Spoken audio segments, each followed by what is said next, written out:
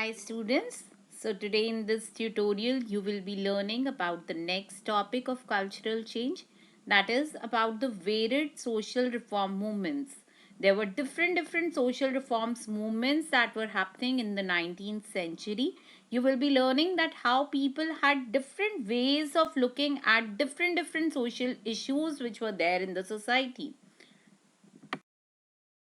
So, students, if the question comes that the varied social reform movements did have common themes, yet there was also significant differences.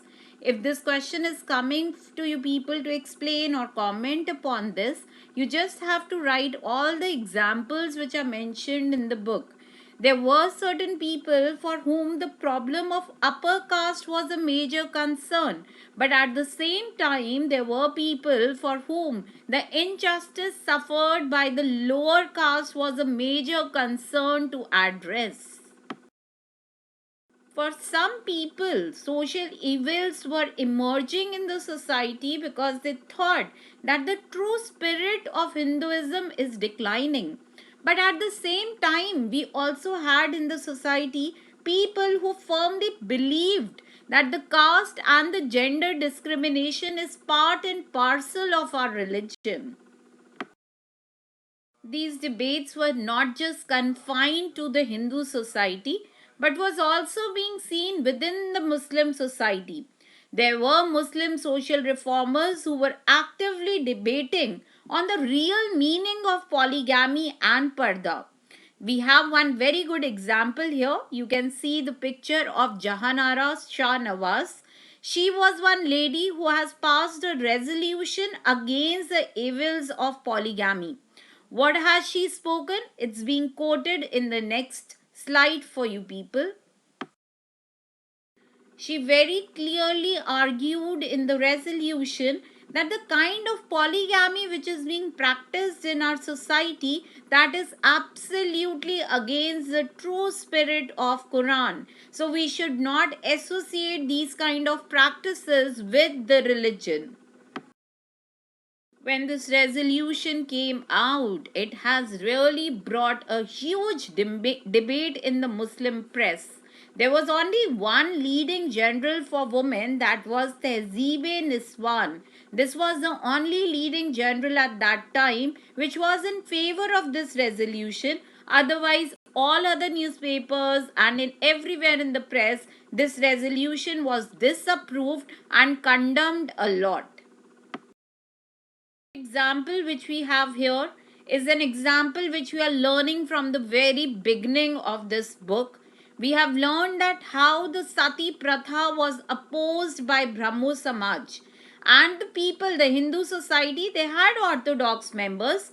They have created Dharm Sabha just to protect this Sati Pratha. They told the Britishers very clearly that this is something which is related to our sacred texts and they have no right to interpret our sacred texts, and they should not create any legislation which is abolishing this Sati Pratha. So we can see the contradictions of view here. There was one view where we have seen within the Hindu community there was a section, good section of society who was against Sati Pratha and who was considering it as a social evil, and they created an organization for the same which was being called as Brahma Samaj. Whereas at the same time there were orthodox members of Hindu community. They have created an organization in Bengal that was called as Dharm Sabha, and they stated to the government that they should not interpret their sacred text. So that's how we have seen at different places that within the community the people were fighting. They had their different notions, they have their different ideas of looking at a particular evil. The last example which you people are learning here is definitely the problem being raised by the Dalit community. They have completely rejected the fourfold caste system.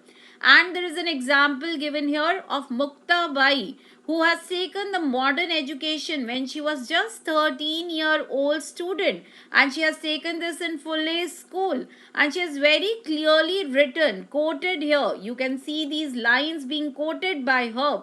She stated that such kind of religions who are only giving privilege to certain sections of the society should perish from this earth. So all these things should not exist. This was a complete rejection given by Muktabai regarding this fourfold division of Hindu society.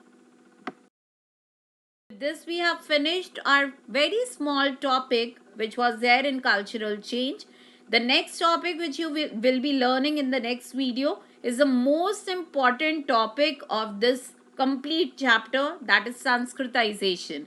Just stay connected and kindly subscribe yourself so that you keep on getting the notifications timely.